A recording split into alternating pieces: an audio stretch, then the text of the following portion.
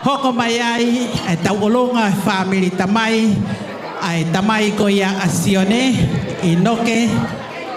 Hokomayai ay tawulunga fae huki ko Manase. Hokomayai tawulunga nga fae tangata Asione. Hokomayai tawulunga moala tuftere filimo halapau.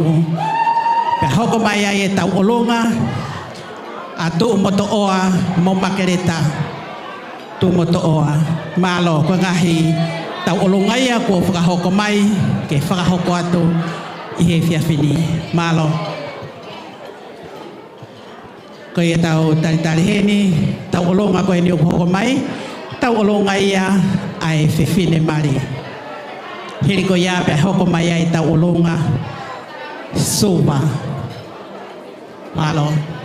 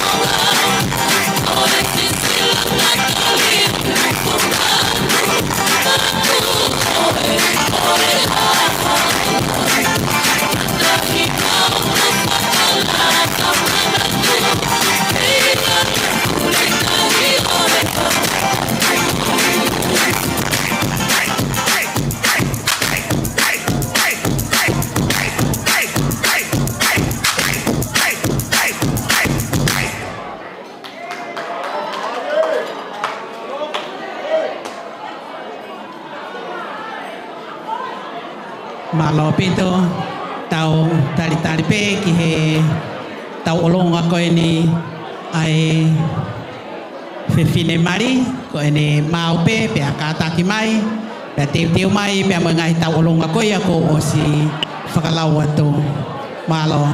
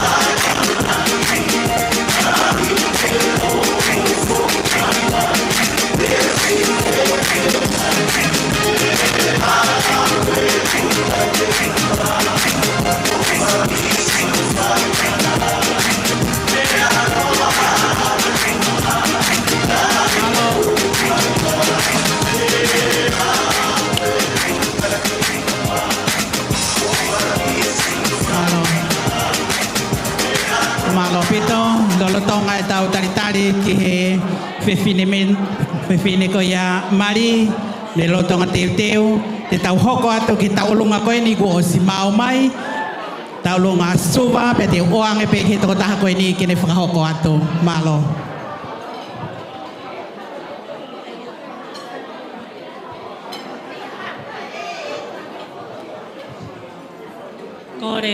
Kore ke whanga he ngahi whakatapu kotoa pe kua osi hono whai me mua. Kai ata mua mo e whine motua koe ni. Ke whakahoko atu ai ki whaka me i te hoko. Whaiva maari e pea mo waha I whewheka. Kore pe mua ke tuku mai hangofua. Kai whai atu ai ki whakameite ko e ni ki he tama ko Lord Wahai. Ko ki taurunga ko e ni, ko e ongo kui pe ni a Lord Wahai. Ko Kalolaine pea mo la pulo. Ka watu ki ai mo e ngā panga mokopuna, whanau mo whanga mokopuna. Pea ko kore whamore more atu. Ko e mauki whakamei te ko kore pe mua ke. Hui mai e teki. Ave ke a Lord Wahai. Kai hoko atu ai whakamei te. Ko leo ke DJ. Katak whamore more kai tai mai ai fungahihi fo. Malo au pito.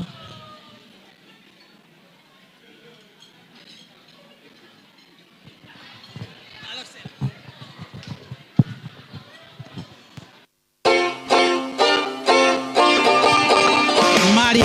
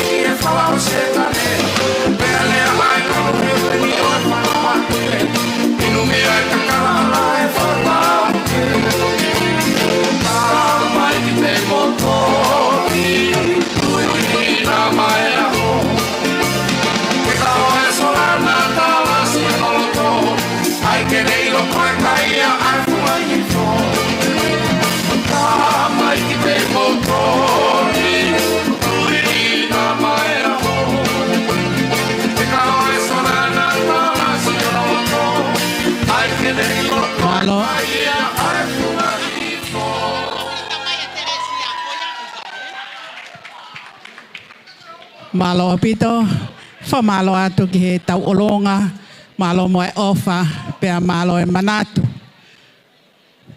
Tau fie e ahoni, e tau whanau tama, talango fua.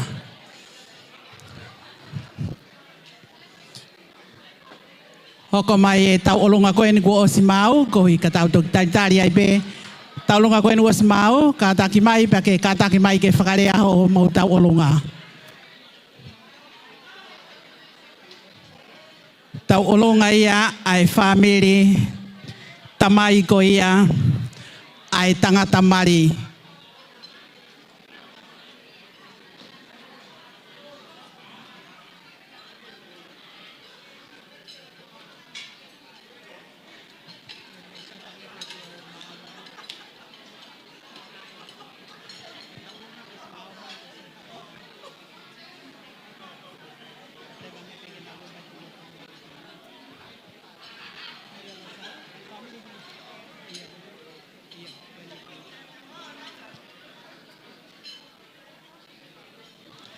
Kataki mai, mau pepe kataki mai kiloto.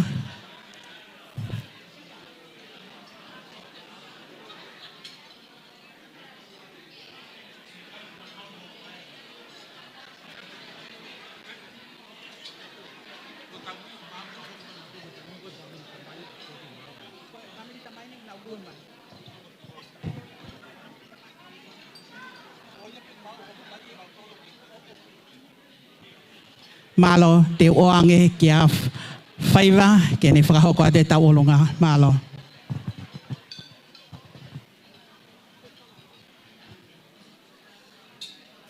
Pakatulo wat holope ho mea lot waha. Ua ke whaka oha atua whaiva maari. Ni mau whainga kotoa me tonga ke mau lava mai. Ko au pena ku lava mai. Kai mea mai whai mari e whef koin.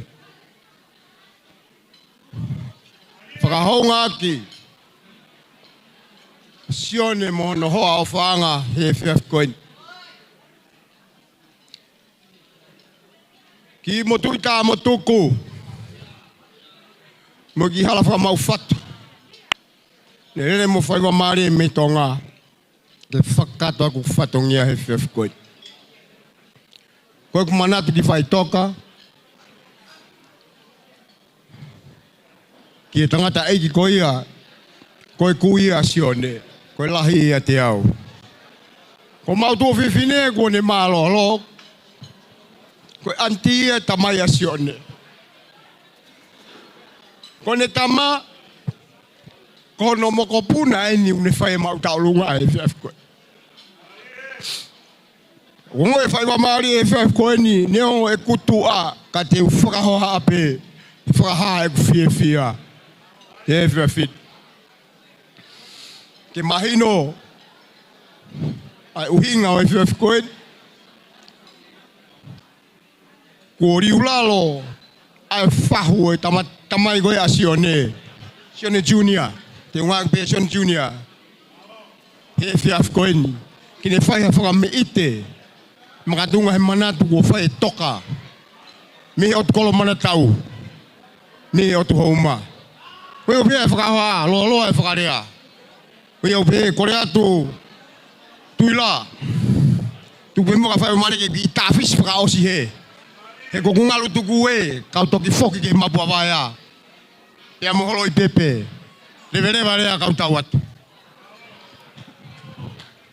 Malo.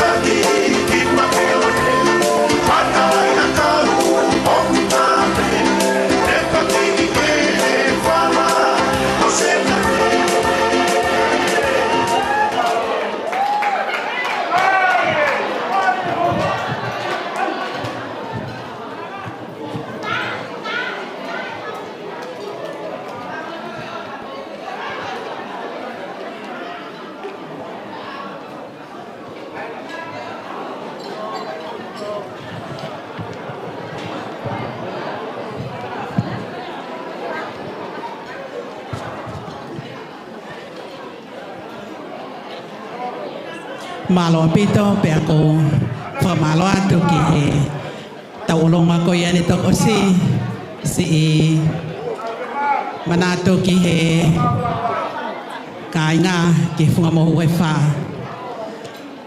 ko tau ulong ako ini te oang e pe ki he to taha ko ini kene whakahoko atu aia ko tau ulong ini ai fifini mari malo Malo pito ko kole ke uhu whangat pe i he whakatapu, tapu atu ki a lot wahai.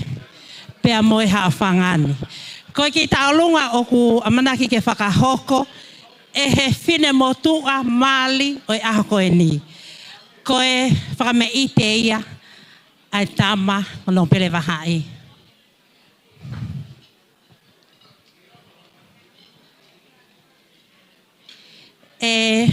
No pele mahai o ku kai ke ai ha me aia e mau o ku honga ia pe a ho mau loto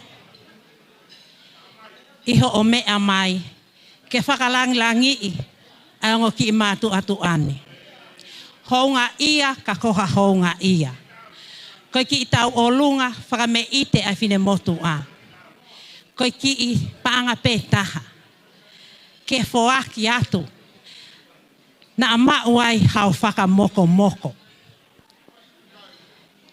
na mauai ha so pingi ha fo ilole e tahine ko fuspala ko ki i panga pe taha no pele wahai o atu katoa akia pe mea wahai fefeka fotofili makeni pea moi toenga oi family malo au pito o falahayat ke feito una malo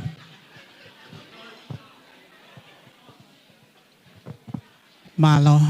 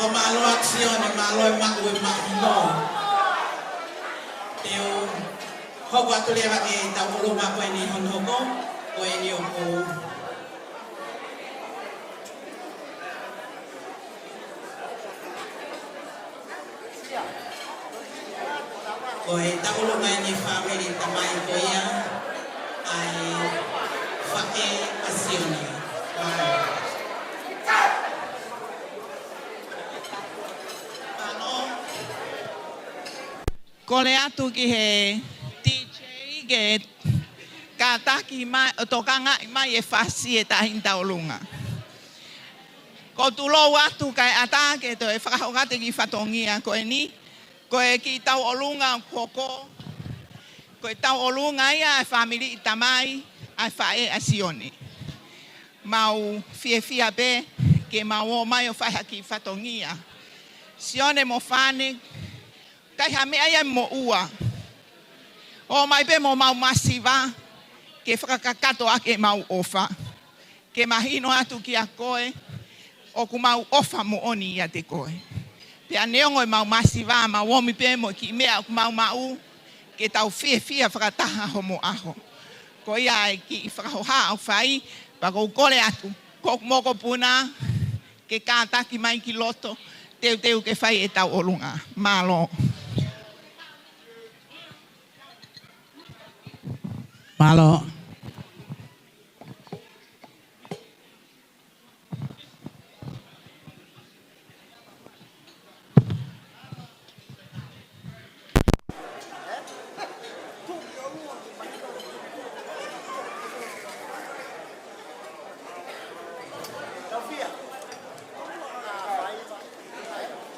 Hindi tau olunga ko ini. O kamaya tau olunga manasi.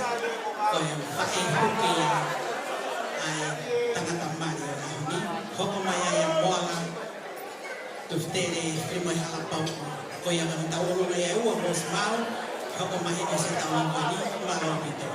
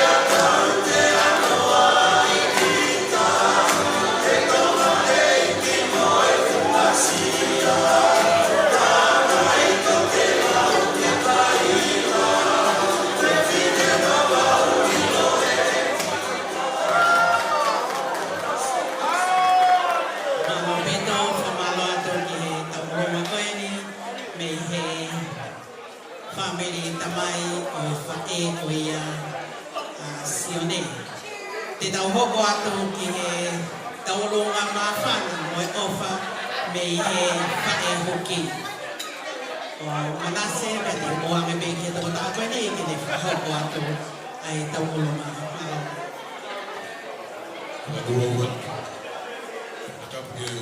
Mafi o mune a fio ta wahoanga. Whatulo atu e kino pere wahai. Whakamali e. Tui la. Tau whia ngongo maha matapule. Wai pepeka. Whai manatu ki whai toka. He kei manatu a sione ki whai toka. Tūngai e halatu atu. I he whiawhi koini. Uhiga ki motu au fie whae huki a sione. Kore ke ne lava mai ki heni. Whake ki mea ofa koni mea sione. Wai whewheka mōni e whau e punake. Tatai ki pepekau malolo, pulholo. Kua wini a houma kai poini e lolo paongo. Mahino ka au ko ma kawa tuku en mo sione. Kua mōre ata sione ka koe. Wai. Koi ai ko kore ke tamsi whae huki. Whake mea ofa mai tamsi mari. Waspa taima ki fas. Koe whangatehina ni unau loto koe mo e nau whae tangata ni une whae huke o ni. Te nau whae ata ki whakameite magmotoro e pepini. Malo. Malo.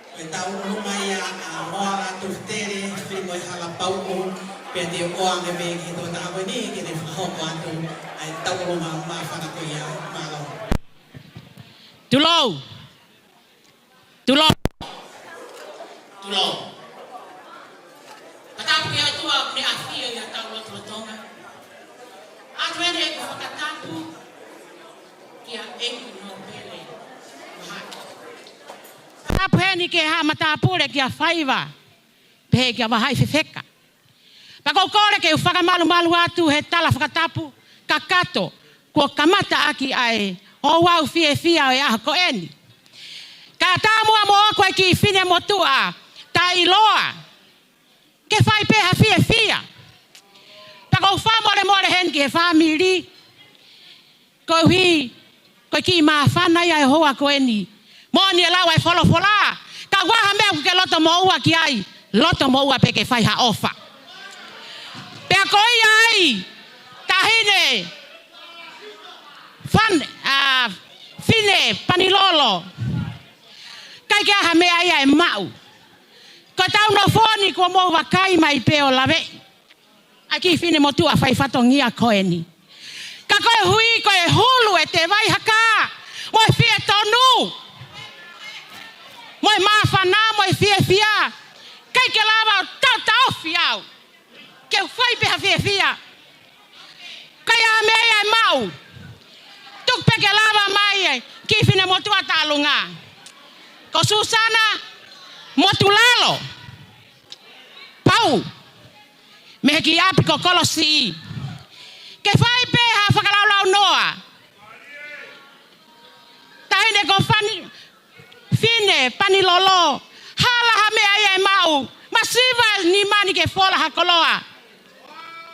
Kaku fono peha maulo toa he fia fia.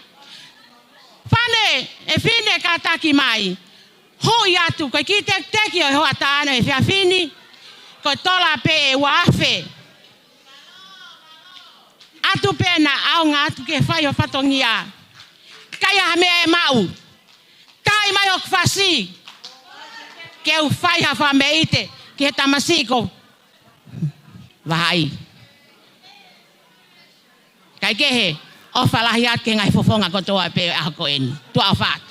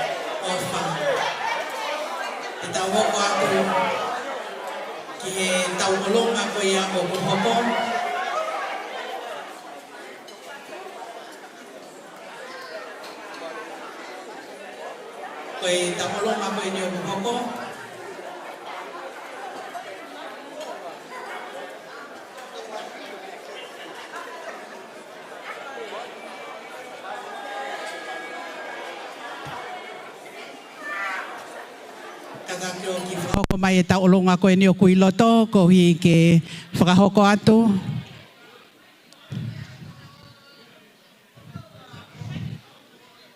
Taulonga koe ni o kuhoko. Katak mai ni sa whakahoko ange taulunga. Sai te oange tō tahako ni ne whahoko atu. Malo hiri ospea hoko mai e taulunga haafewa. Pea hoko mai e taulunga Alexio tu moto oa pea mo makereta malo. O te tuku he ni ha whamalo mo e whafta ilahi ke o tua. Ko uhi ko e ne ofa, tauhi o whai ma tau tolu, tau i he ni ai i he whiaf ko eni. Tu lo atu tamasi no pele wahai. Kai tūpe mua ke ata ai mala e, ko ki i whana weni mo i whamo puna, o se mis whatoko wholau se whesi. Ne ongo kuone mole atu. Ka kui kai tuku. Ai whai whatongi ani. Mone lea alute. Ko potu teke mate ai a sinoni. Potu teke iai mate ai pe. Ka pehe tamasi wahai. Whaka mole iange au. Kuke mea ai pe ko tae iloa. I kai iloha mea. Ka ko ulele mai pehe ahoni. O omi e whanki i moko punani. Ke whai ha whaka me ite ke feitu una. O whalahi atu ke ongo me amani o ahoni. Ka utaula eiki. Ana utolu a ngā au e ahoni. O whatu lahi. Malo.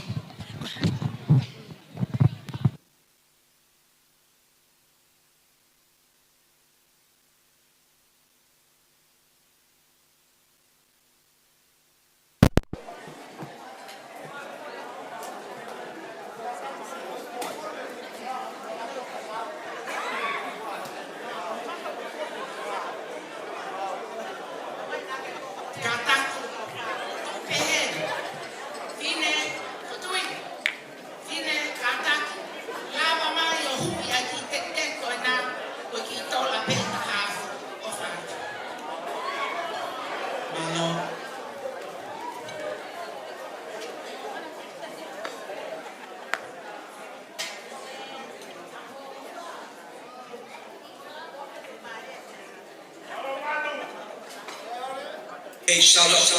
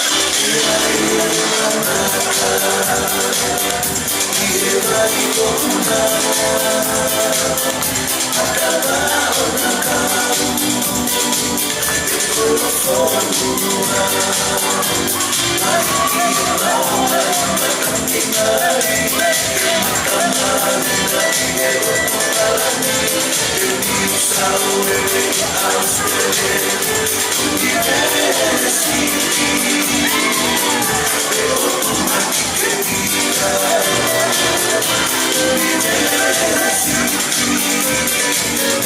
you.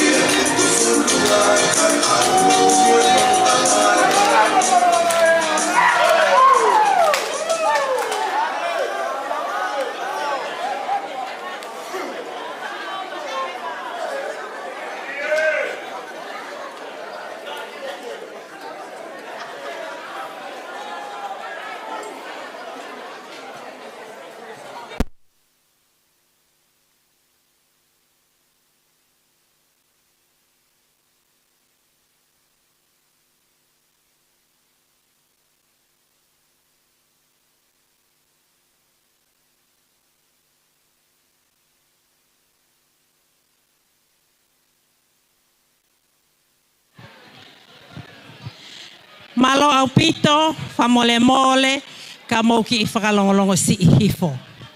Ko ki tau olunga au koko, ko ki I moko puna ia o motu lalo no pele wahai. O kai ke puli ke feitu una, ai mau whae, whai whatongia ke feitu una. Ko e moko puna eni o motu lalo, pe ako hono, paganeo ki fine matu aeni. Ko e pale, o ki mogopuna, o motlalo, o fuaki ia pe maako.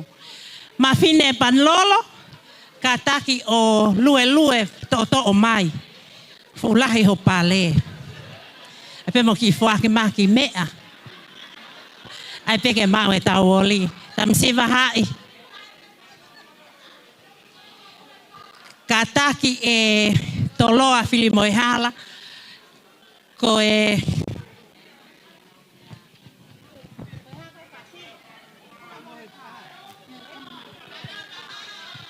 funga mohe wha. Whakamole mole.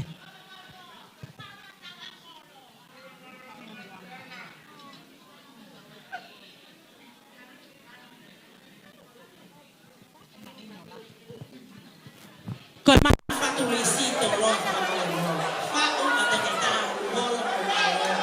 Malo a pila. O whatu no pila ka malo. Malo.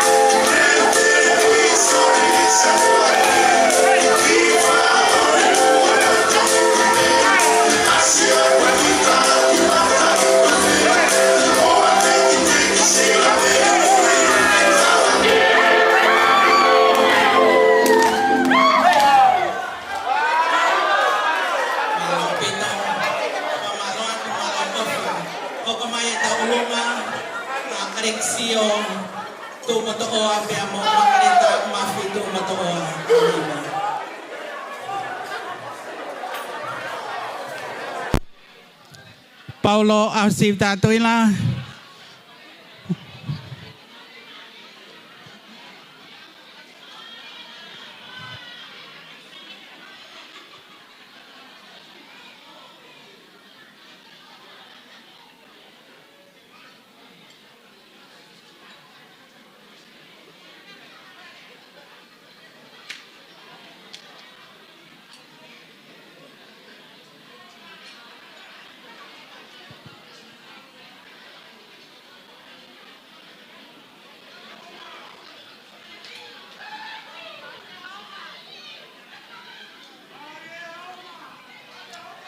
Malo.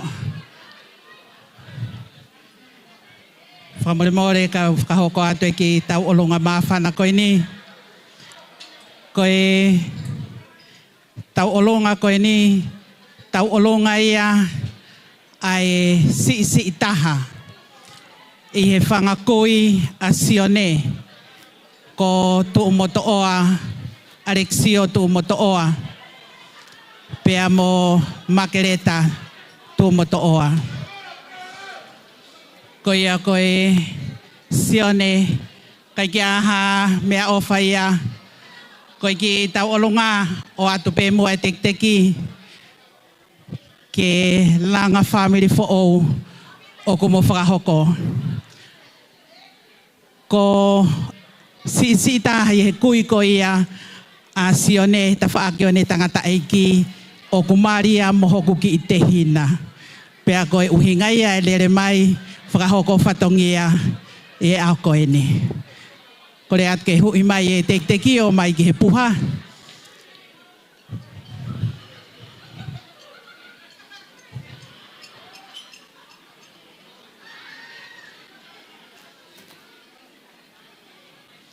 Malo apito.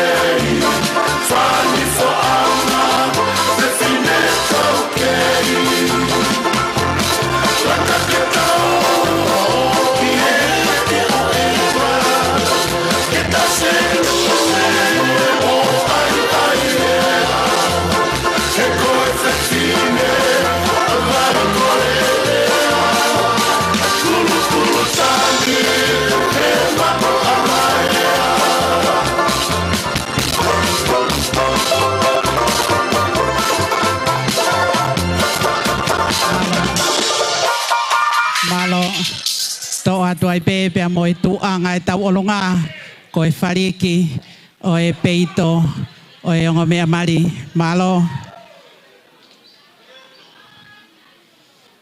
Tau hoko atu ki he tau olonga hono hoko ko e tau olonga ia ai ngahi whae tangata a sione pea te oange pe ki he tō taha koe ni kene whakarea malo.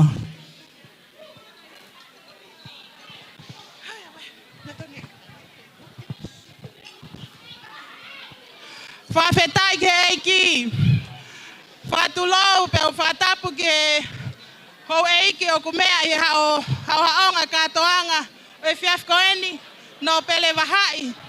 Pea pehe ke hufanga ngai whatapu ko toa peku tala o whaki me ngai whatapu ko toa peku o whatapua. Kai ata mo e whine motuani ke whakahoko atu e taulunga mawhana o e whiafkoeni. Ko talunga ko ni ko fra meite ko fa fofonga mai e fa fa tangata sione leone ke tu i he fiaf ko eni ke fa meite ke fra fia ke tahine ko fane pa ko ma fa balola ko ya ko fenga mari o mai he fiaf ko eni ke mau ka nga ka wai he pu e fra fia ka toanga fia o fiaf ko eni ko fa tangata sione ko tokotolu ko lahi taha ko so saya la tutu itu pau me nusila.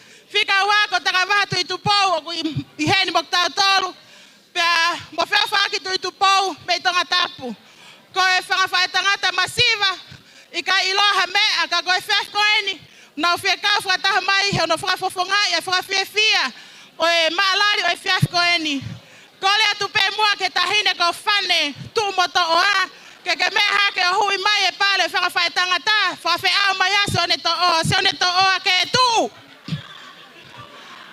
malo o pito katak pe mua fane o mea mai o hui mai e ki pale Alexio to o mai e teki o tahine ta olunga na kole i mai pa ko malo na ne tari lo tolele ke de whakahoko e ta olunga he fiaf koe ni.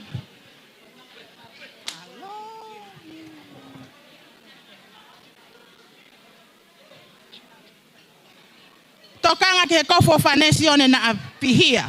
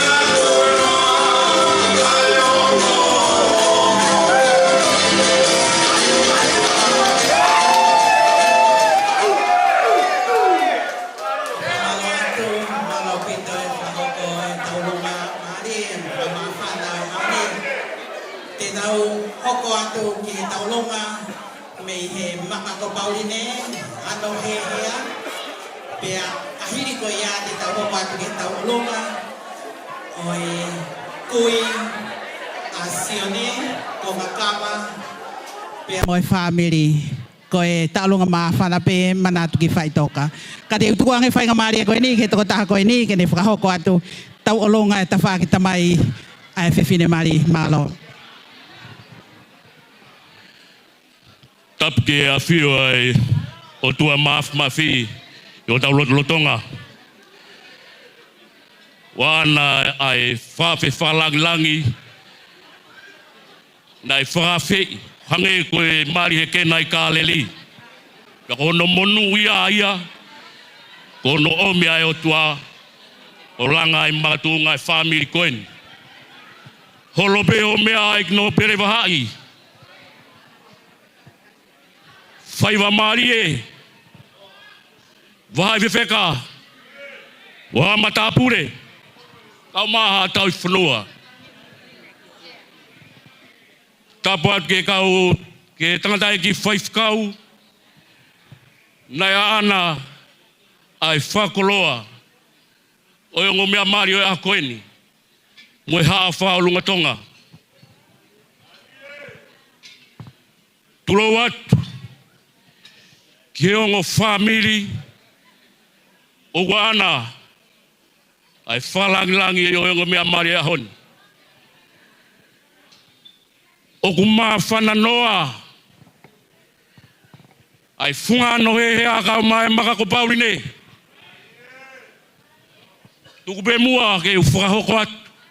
Hoku uhinga. Motua whaoha. Koe tamai pēni. Ai tahine mari o e ahoni. So sai a whinanga nofu. O whaoha. Koe ongo tangata e ua. Koe tokota ko enele. O hao me ai. Ai tahine mari o e ahokoeni. Pea koe tokota tangata ko talamai. O tupu ai e motua koe ni. Pea ko uiheni. Pea moe whanau. Pea moe whangamongopuna. O sione whina anofo ka o maamu. Pea moe whamili talamai. Pea me maka ko paurine. Whane. Uke lawe i pe motua ani. Ho tamai koe ni moe whamili. Koe whamili masiva. Ako uheni pe. He whai peha tālunga maa whana. Ako kore ake he kāinga. Me he maka ko paurine. E moulawa mai ki loto. E ako kore wha more atu. Ke he whae a whane, ke wha more. Ka ke mea mai, ka ke le o mau atu. Ai teki. Wha more. Ai teki o ki tālunga masiva. O he houani. Koe kau ngā fia pe moe maa whana. Lewe malanga. Kau tatau atu. Malo e ofa.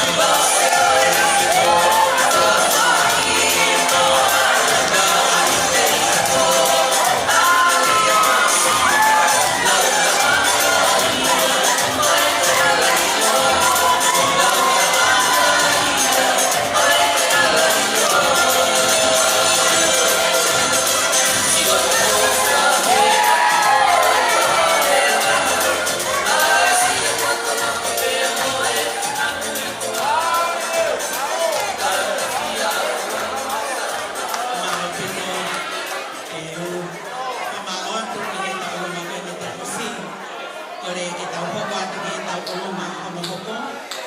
Ai a koe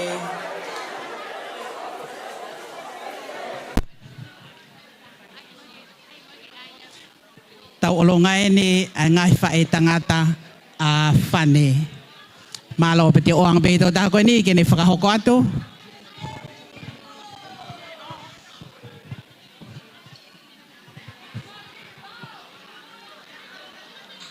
O Yahweh ne kilukilua, ai koloa, moe poto, moe ilo mea ai otua. Hono tai ma whakatotoloa ni ngai tutuni. Mo tai ma hakulea, hono ngai whaunga. He hono ai hataha kone lawe. Ai whina ngalo eiki. Tapa moe a whio e tai hamai. Whakatulo watu. No pere waha. Ka maawa hai whewheka. Mo kau tau hi whanua. Whakatulo watu kau taula eiki o ahoko eni. Na nau whakahoko i whatongia. Kai o mai ai ongo mātua fo ou. O tau i henia i e aho ni. Whakatulo watu whakamore more. Tupeke whakahoko atu. Ai tau olunga e ngahi whae tangata. A whane fuse aho ni. Kai tuku peke whakahoko atu. Ki whine motua koe ni mone kaunga. Koe hui taimi lah. Ko kuasi aku ia whine. Ka koe aho ni. Ko hui koe whamire u tangata iki. Pea mo emerine. Hoa o e sau. Ko hui hene aho ni ke whakafofonga. Ko hui ngoa ko lata i whare whehipani. Ko ulere mai mehe malau o vai lahi. Ke whai hoki whatongia koe ni. Koe taolunga o e aho ni. Whane fus. Whangawhae tangata kotoa pe i heni. Mau i heni ke whafofonga i atu. Ai tau olunga koe ni. Ko hui ko epok fo ou. Ko ke whiri ke aho koe ni. Pa mo e tala monu ke te koe. Ke kaua e ki. E whau whamiri e aho koe ni. Mau i heni kotoa pe. Mo ki moko puna koe ni. Ke ne whafofonga atu. Mo e whanau. Mo whanga whae tangata kotoa pe o kunau i mui. Whai ho mau whatongi a koe ni. Kore pe ke a whine pani lolo whakamore more. E ke lava mai ka whakahoko ato mau ki whatongi a ke te koe. I a koe ni. Lewe rewa malanga kauta tau atu. Malo.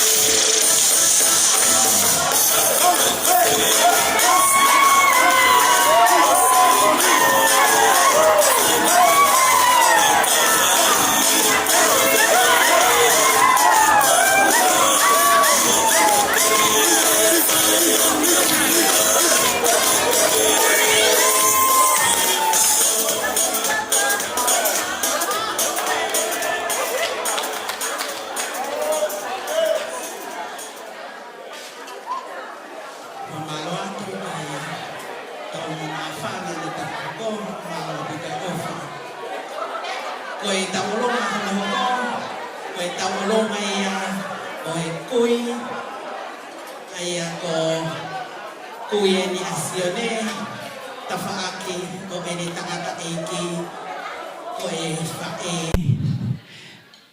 A ene tangata eiki, ia ko ene kui, ko sione, pea ne mauhoa ki a konga kawa, pea koe family eni o konga kawa, koe taulonga maa whana pe, koe manatu ki whaitoka.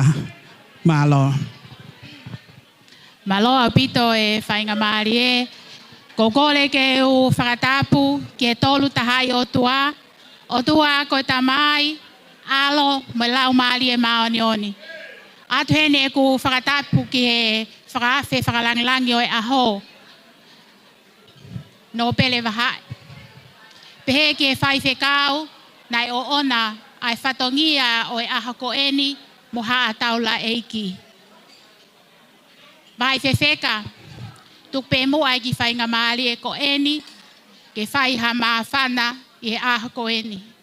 Sione, oku ke ilo pe e ku fotu i e aha ko eni, koe manatu pe ki whai toka.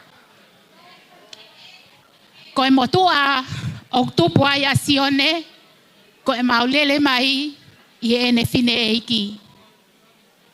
Pea ko ki mau tolu pe ni si whanga whae, mo whanga whae tangata, o ku mau fotu, mo manatu ofa, ki ho kui ki a kawa. Si a mea ia ke whae aki ai fotu, ka ku o atu kotoa pe, e mau ofa, ke langa aki, mo pou atu, ke whau family o e ahko eni. Ta koe tala monuia i e ahko eni, kai ke kaua siova i he langa o e whale, koe vai, mo e koto kula noa. Koe whine mātu a e, pia mo e ki teki. O mau fotu mo ia, he kai te utala atu, ahono lahi, he koe masi vau, mo tai iloa. Koe mea pena iloa ai kui ko eni, koe tai maali e pe i he kelesi ai eiki. Pea koe whawhetai anga ia o e aha koe ni. Koe tau kau i he whiewhia o e aho mo e eiki ko sisu kalaisi. Ko le atu sione ka taki hake o hui a e teki o i ki whine motu a na ao ngatu ki he langa o e family.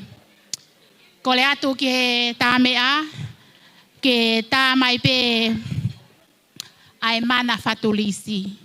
He koe whine motua koe ni, koe lele mai mi he kolo tau, funga mo unga e wha, pea pehe ki he lausi tua o whātu.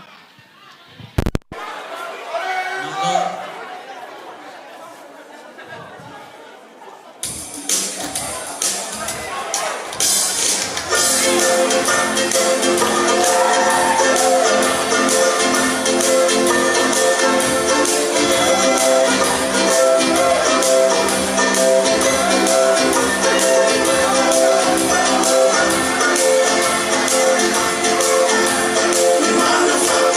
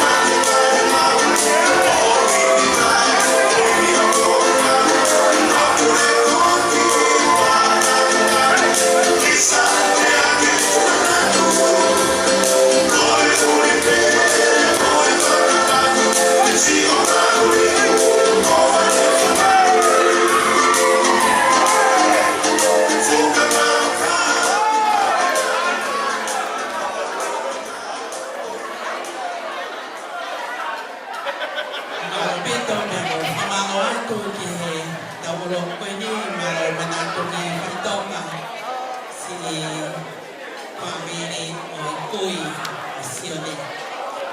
Te tau hoko atu ki tau olonga ono hoko.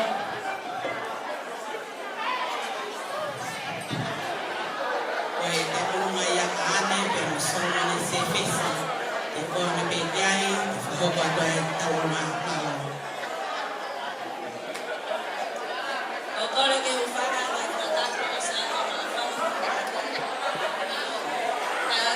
While motoa ko ni ke whakahoko ate ki taualunga o te hoko. Kore ke whakatapat ki he nopele wahai ka maha ho eiki.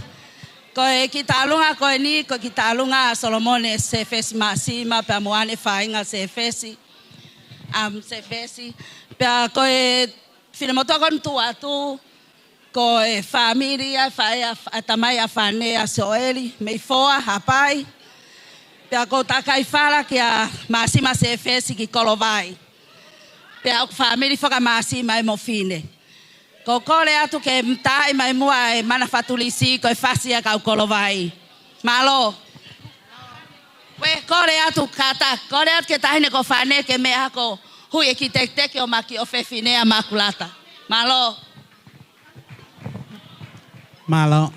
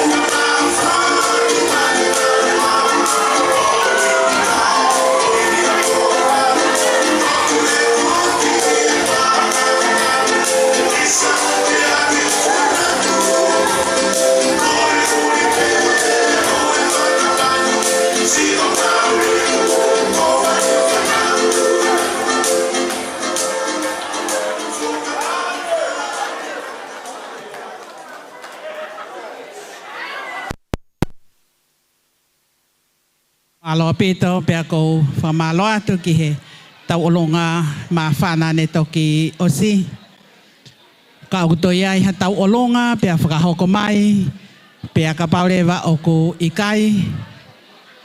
Ia, malo koe ki taulunga maafana ini.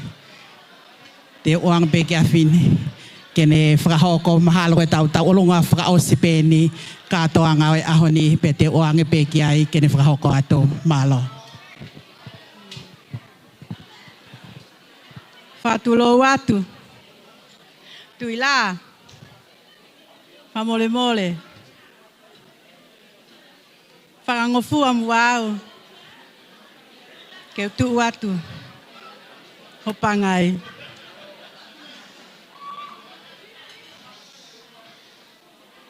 Tukumua ke whaha fia. Whakaosi. Ai ki fine motua. Oko ona ai aho. Oi aho ko ni. Fane, fusipongi, etiela, chonani, ke tuu toa. Wa malo atu. Ki motor kotoa pe.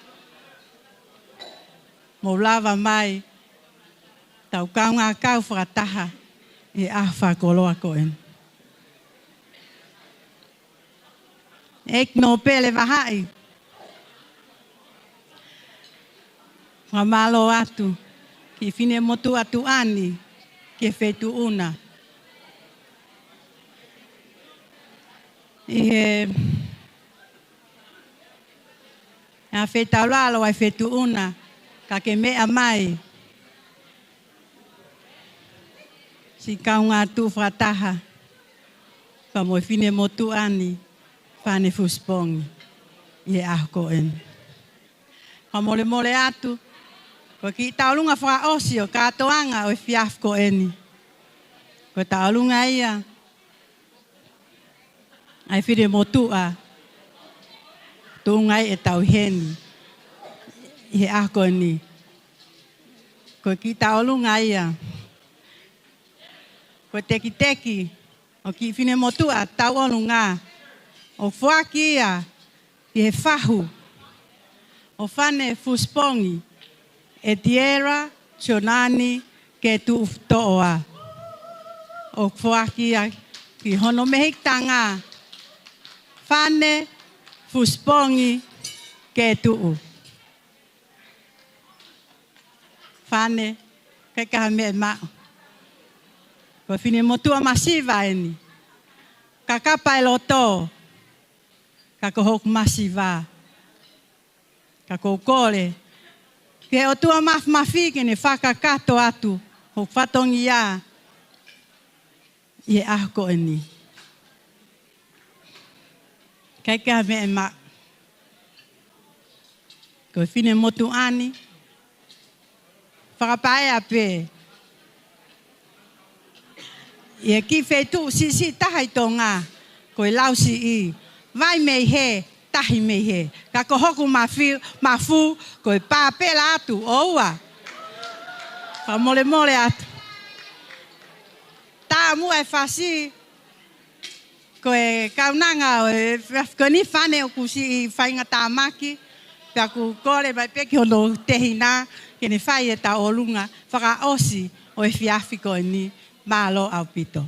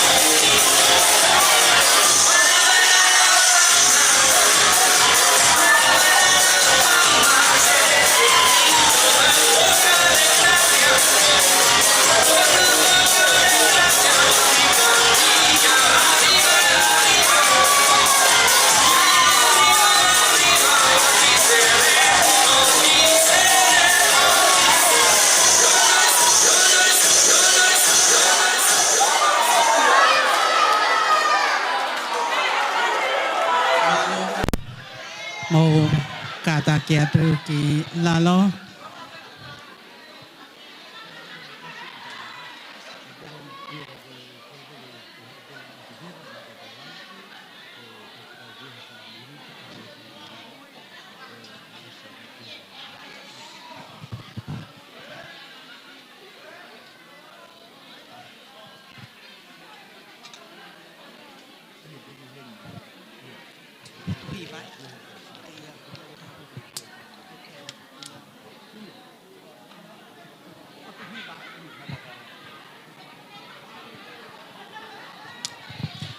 Malo opito pe ako whamalo atu ki ngahi tau olonga ma whanau e aho ngari katoanga oloaki koe mea heni e whakalangilangi pe ako e fia e ni ai tonga o ku tau whakahoko pe ako tau manatua e ki ho tau ki whanua tupuanga ki tonga whakawhita e fia. Ki mua te tau hoko atu ki he halea me heongo mea Mario e ahoni. Ko kore peke o atu na e o mai e ki popoa ki talamonu me he whakatonga. Pea tuku pe mua ke o atu he o ku amusia ki tau tolu tau mata e katoanga fia e ahoni. Kai tuku peke o atu ai ki popoa ki koe ni, na e seni mai peia ki he e ku telefoni. Pea hiri ko ia pea toki whakahoko rewa a e tau lea me heongo mea mari pea moho noa o whangatuko.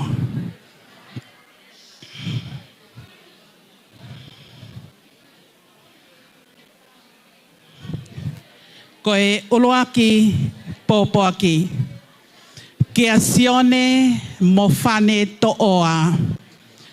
Sione whakawhetai ki he otoa mafi i he whakakoloa i ho o mo ui. Ko ho o whiri tu unga mo ui ne tu anaki ki ai e tau amanaki. Ko ne whakahoko he ahoni. Ko ia be e maurea whakawhetai eiki whakawhetai. O ku o atu he whisi inaua o e otu pupu a. E mau popoa ki ofa bea mo e talamono ki a te koe. Sione kai uma a hohoa ofa anga whane to oa. Whakatawange ke whaitapu e kina ki moua e he eiki o tua. Ai whau whamiri fo ou o kumo whakahoko. Kene o atu hatapua ki ho moloto whare i he whai whanonga o kumo whai i taimi ke i tāniti.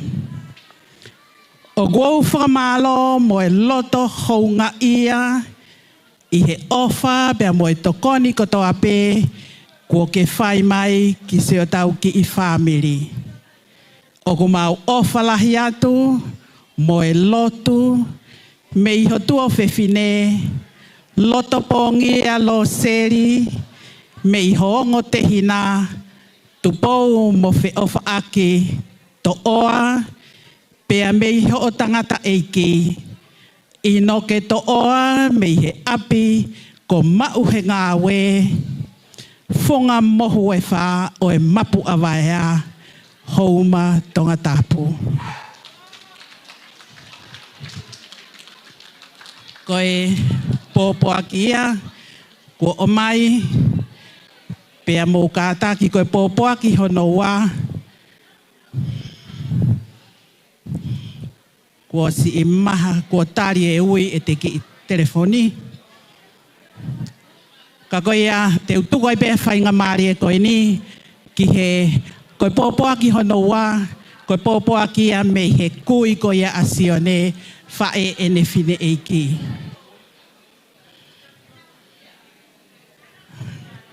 Ka te oange whainga maari e koe ni, ki he ongo mea maari, ke nā whakahoko, a e nā lea, whakamalo, ki he guest of honor e ahoni, pea moi kāinga. Koia ko whakawhi sione pea mo whane, mo kātaki mai ki lalo, he whakahoko ha o morea.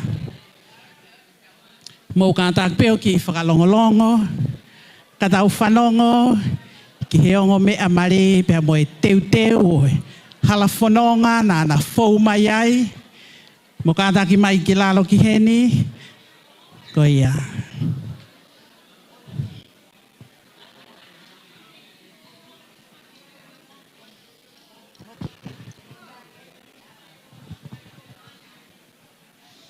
Te uoange pe ki a whane, pe toki whakaosi sione, malo.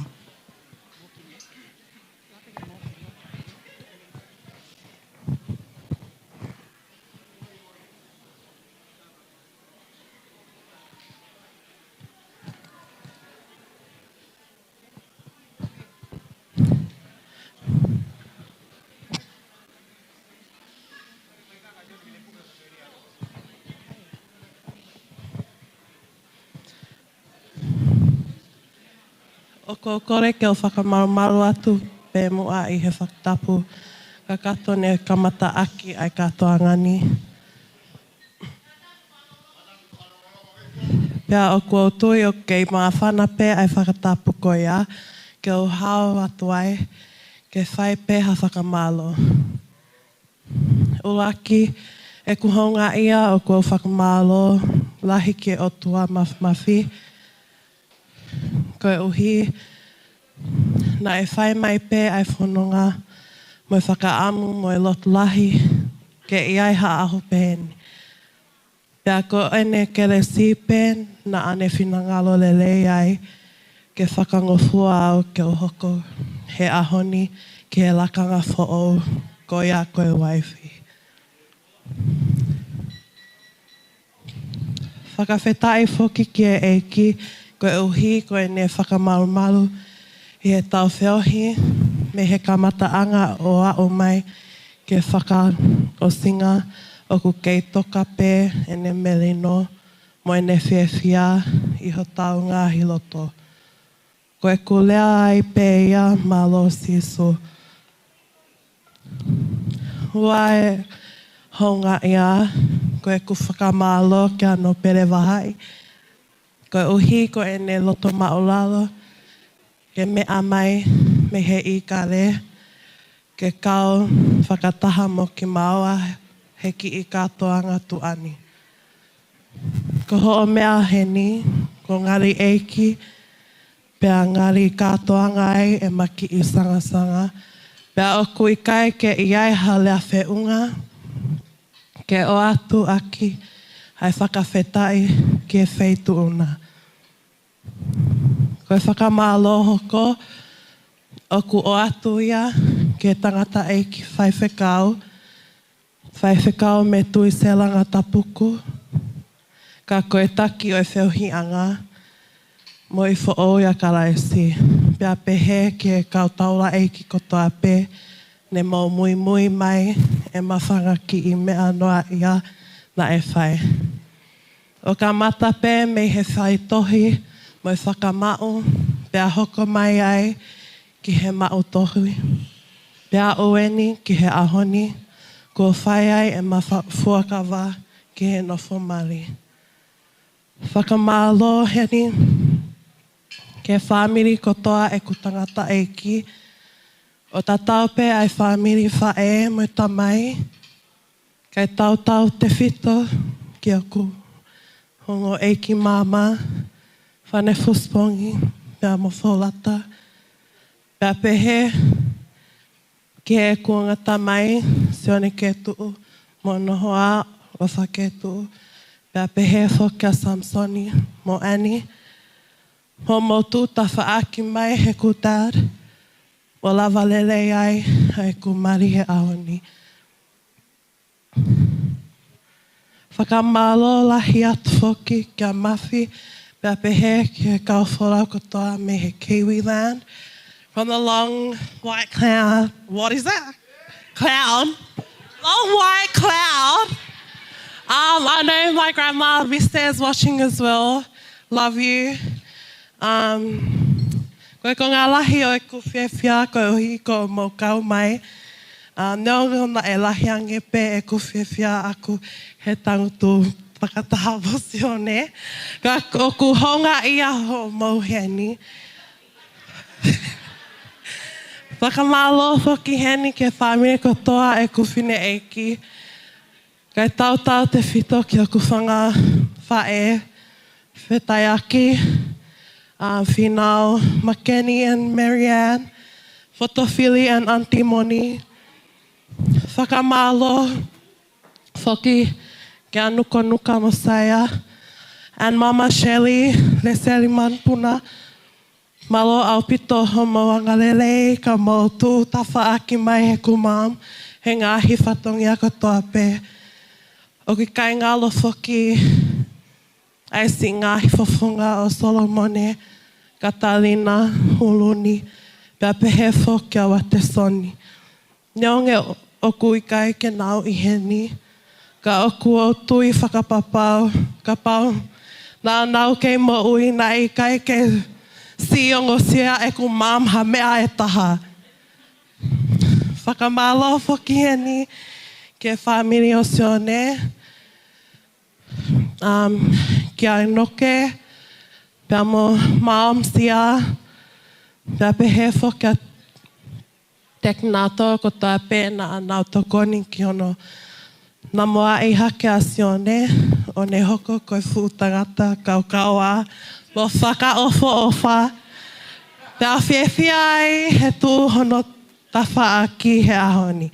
Whakamalo atu ho mauloto rerei mo tāri au, ke o hoko ko mo whakalahi. Whakamalo lahi whokeni ki o kuwhangaki i te ina. Angel on Folata ki Moana, Leseria Whapai, Ashley o i loto tatau, Mele Palu Leilani, Pea mo Lea Talia, Lea Silivia, koe uhi ko mo taranga fua moho mo loto rerei, ke tariangi he ngahi mea katoa pe. Ki mua pia whaiha whakamalo ki a kuanga mātua ko whaiha whakamalo ki a koa o whaanga. Ko Sione Leone tō oa. O ko whakawhetai ki e eiki ko euhi ko.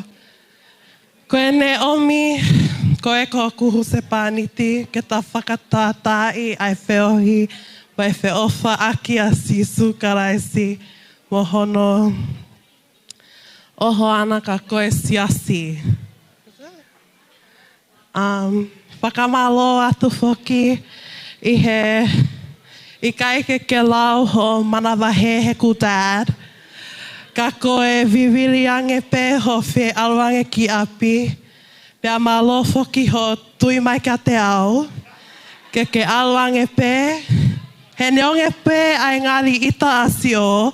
Ka oku fo i loto lelei pe ia ka koe. And hello, he's got a son now.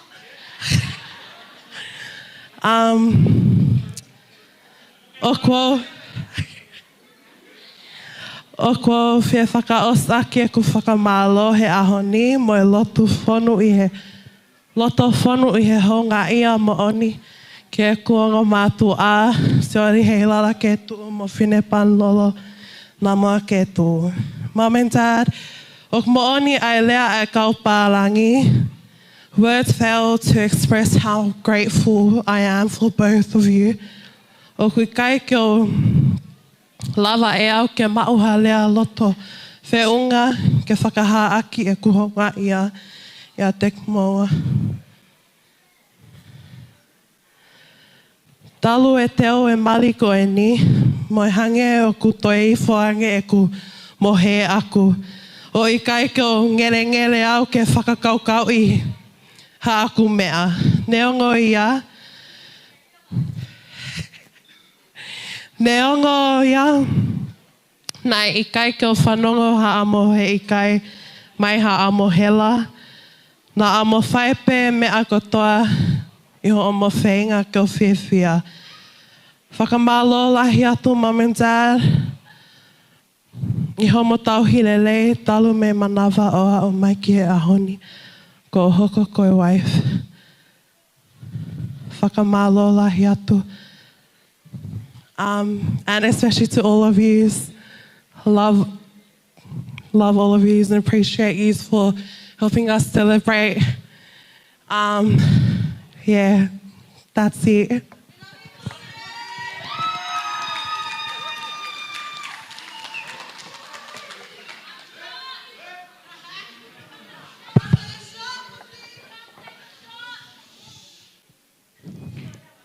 Whakatapu mo e awhio e o tuai o tau lotolotonga. Whakatapu bea mo e hoik no pere, lot wahai.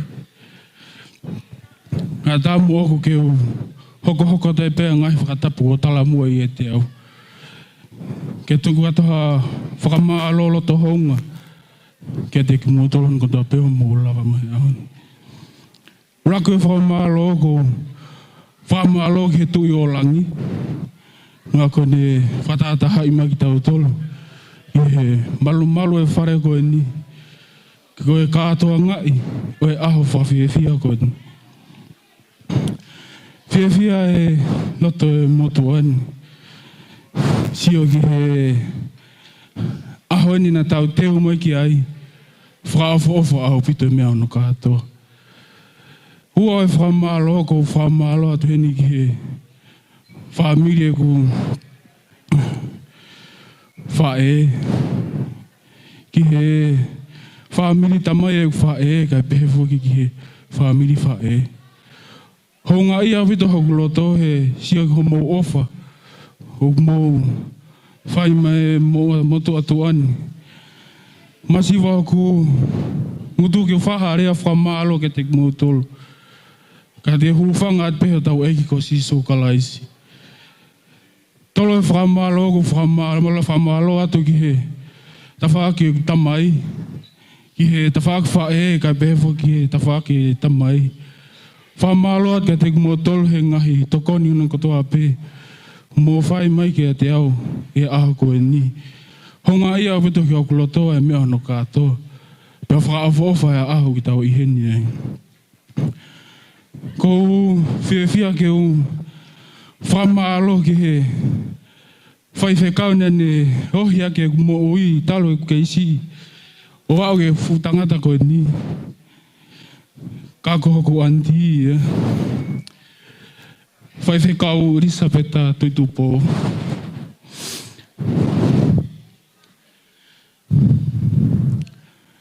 Whamalo at ke te koe. Ko sio ki hele rei. Ho ngahi akonaki ono kotoa pē. Ho ngahi whanawhana mea ko ke tuku ki hoku loto. Ho ngari tangata he aho koe ni. Ko whalahe at ka koe na whaamu ke iheni. Ka ko maa whaofa at ka koe nengo ke sio mame I tonga. Whamalo atu heni ki he Whine ki he whae. He tuku pē mua ke orea whawhai ngā fua pē ka ui pē ako kunena. Mere tu pō whūnaki.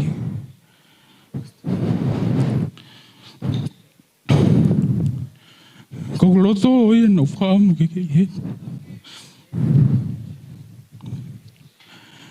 Ko au hena ke te uai au.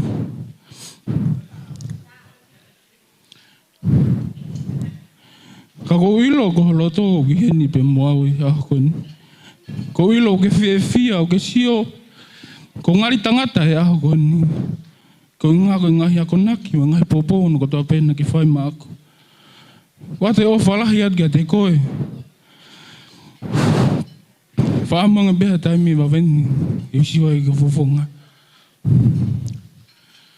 Ate whakamalo ko ni ki he whamiri o whane.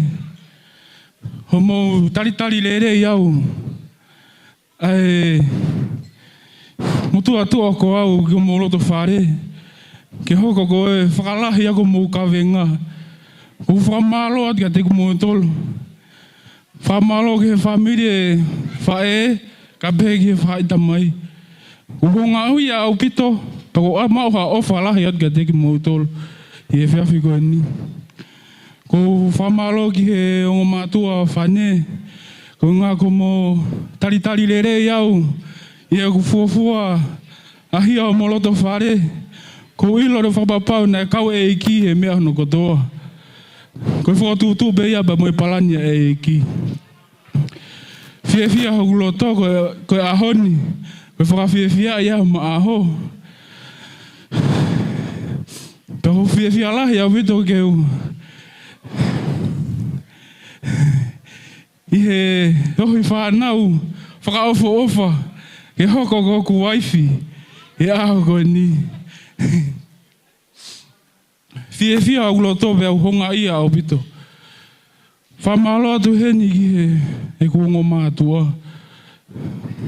Ki he kuwhae, Teresi atu i tupou. Ka pehe ke kutamai, ino ke to oa, kune wakai mai he laiwi me i tonga. Ko maa ofa lahi atu ka moa. Koe aho eni. Ko ngari tangata pe o whiawhia e.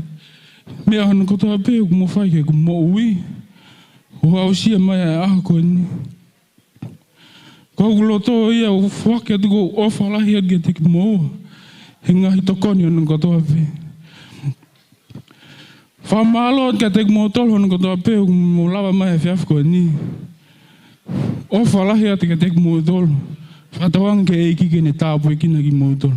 Mahalo.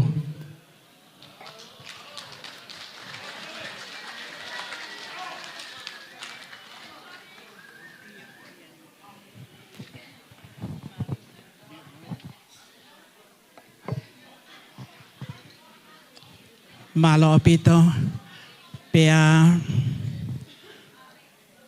koe te tau hoko atu pe ko hi koe mauloloa ai me ahene ai ho iki koe he kai ki to e whakaloloa sione pea mo whane koe mea au whae ni homo kainga family ngahi mahini o kutuku ia i mua i he wishing well box. O ato ia bea moe mau ofa, bea moe talamono ki a ki moa, wa i hala fo'ou ko mo foua i he ahoni. Malo au pito, bea te oangere vai au whangatuku ki he tangata eiki whaiwhikau. Puri oe wahenga whanua Australia, whaiwhikau o Tuhiva, ke ne angarere ka ne whakahoko au whangatuku, bea moe keresi, o e whiohi angani. Ka hiri ko ia, pia e hoko ai e whasi whakawhanua, pia mea atu rewa, Lord, wahai, pia tau toki whakaosi ai pegi tau tolo, mo tau toki mātoko. Ko ia ko whakawhi iheni, ai whaiwhikau, o Tuhiva, mā papalangi, malo.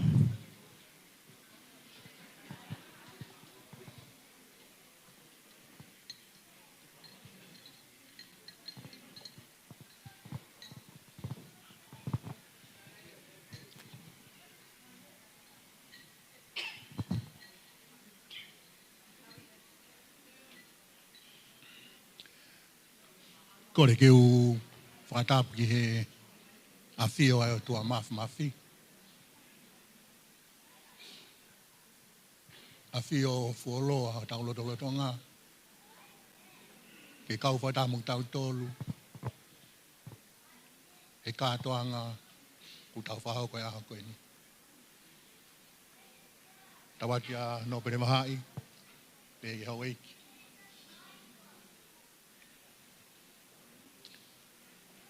Tawat kia mai whek. Whaiwa maari e.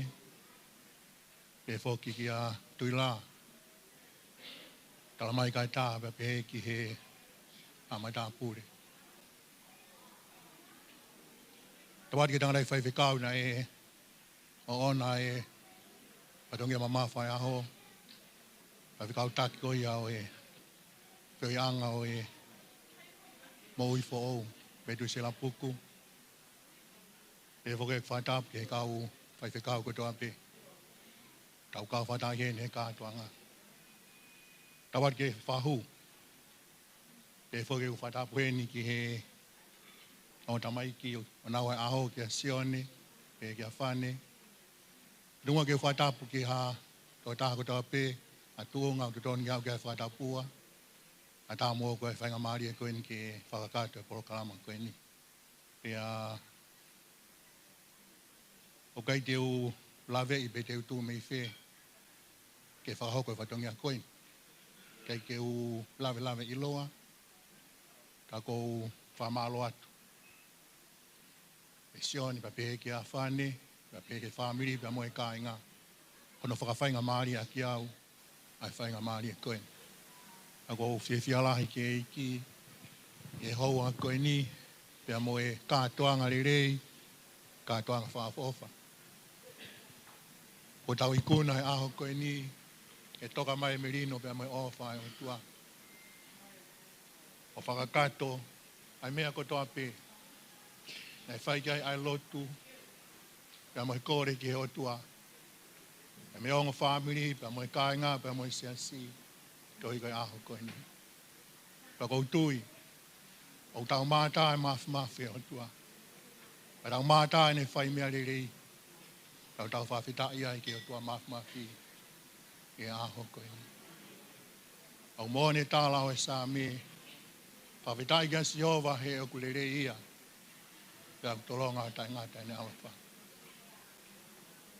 ko islerie ke pehe e naurea ko e whare o elone ke pehe e naurea ko e haapasia o tua ke pehe e naurea sione pe mo whane ko e kimu tau tol ko toa pehe ko e rea pele tau whai ko e tau whawhita i pehe ke ho tua ko o tua rei ka tai me tuku ai e ne ofa i ki tau tolu tau tala noa he ofa ko e tumtume ofa o tua o tala e folofola e hanga o whakaha e mo oni e ne ofa e ne fuaki mai a Sisu Klasi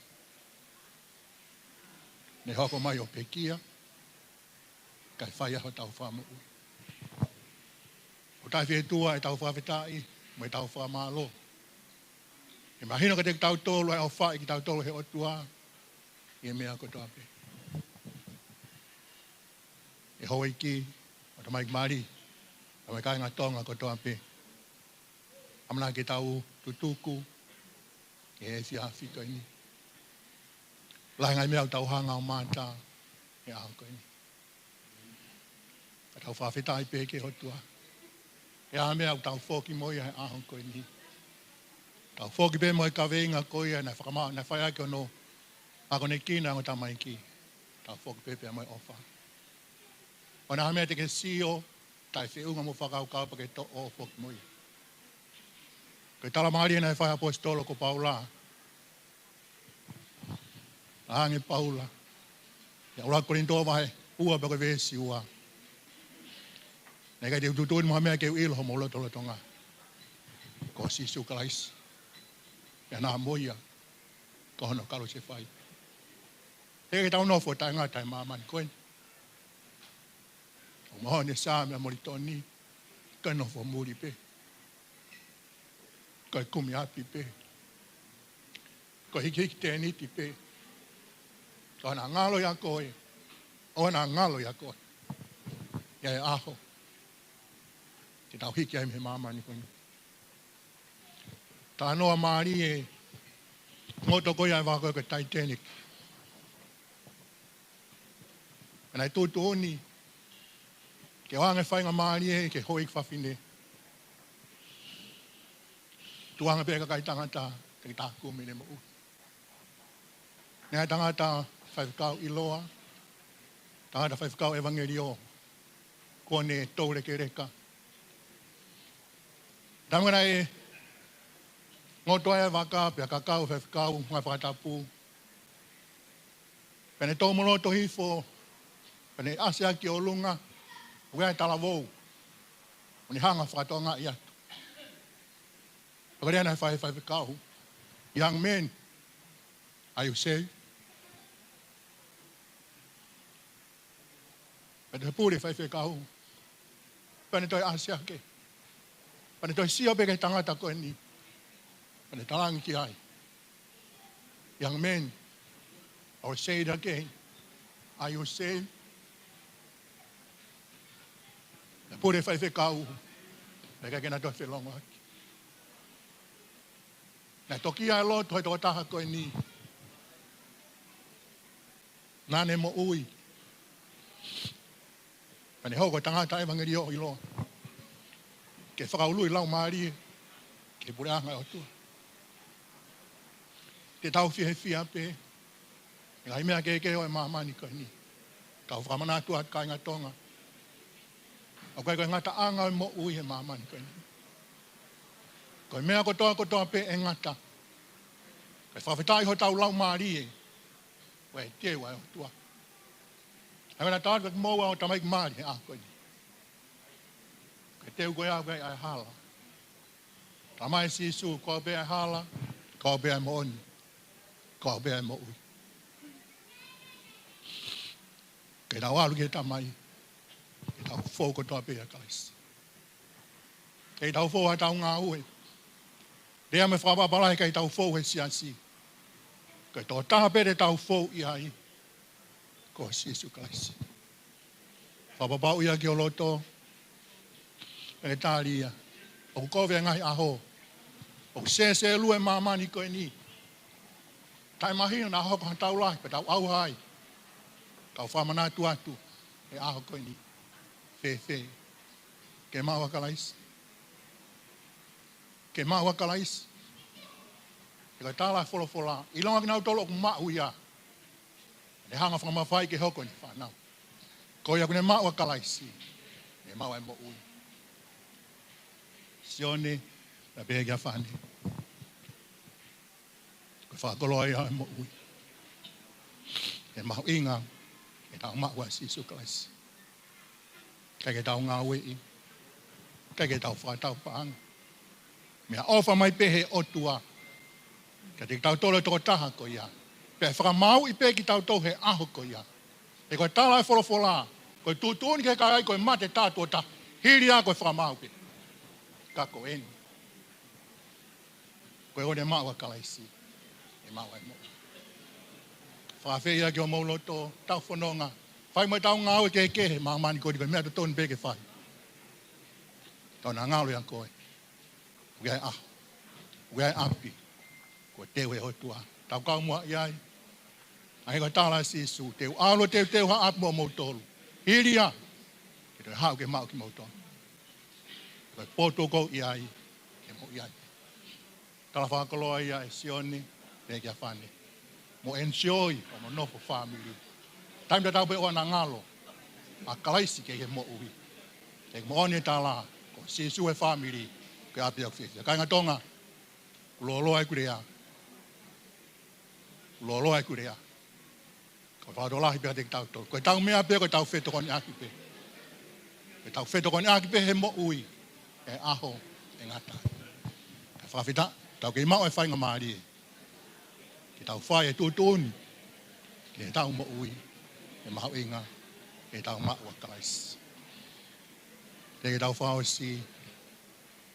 Tau hiwa pēr ki. Hiwa pēr me hipin koe ni. Lawe I peku tau fu fie whanau ki lai hiwa koe whi. Whaka fie aho koe ni. Ko e kungau e tu oke mo ake lau ai malo he otu ke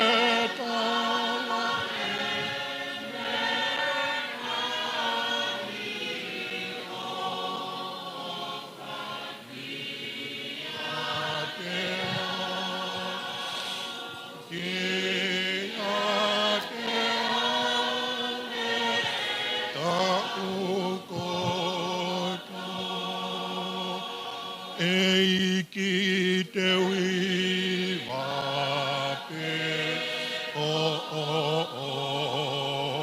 whae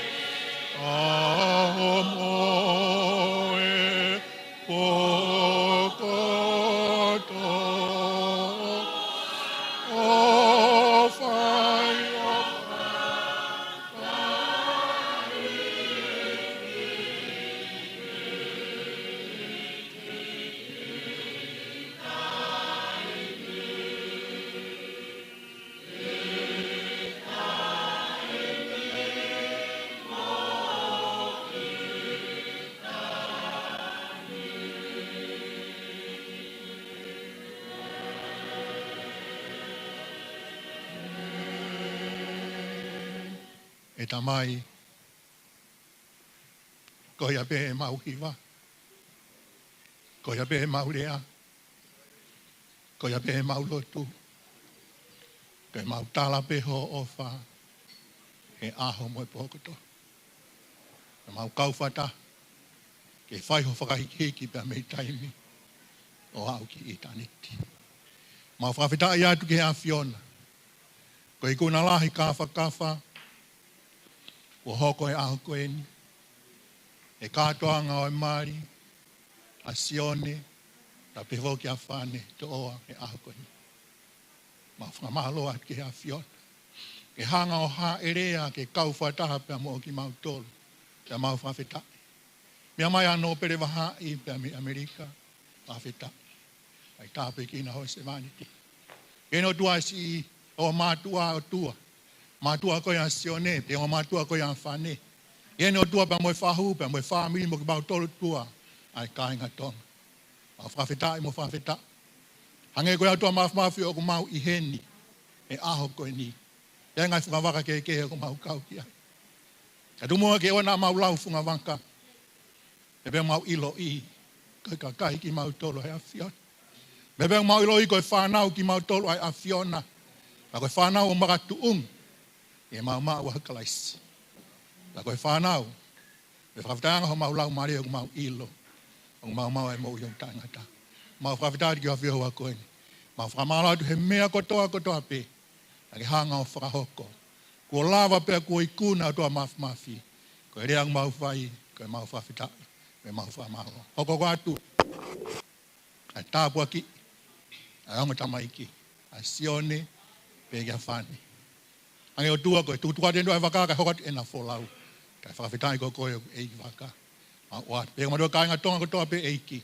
ma uhanga pe kia Fiona tu mua ke mau kau whata whai pe mau whanonga whai me mau ngai me mau whiawhia ai taim na tau pe o na ngalo oa na ngalo e mau whapapau i e mau mai ofa a Fiona o Sisu Christ mna ke mau tutuku tau tutuku pe pe mai a Fiona ma whakorane mau lo te wafa alo ko kalaisi ka ko mau whamo ui Keresia i ko Sisu Christ o whalau toko tamai me whea lau maari e maun oni te mato na hiri tai whai peo tai ngata amen malo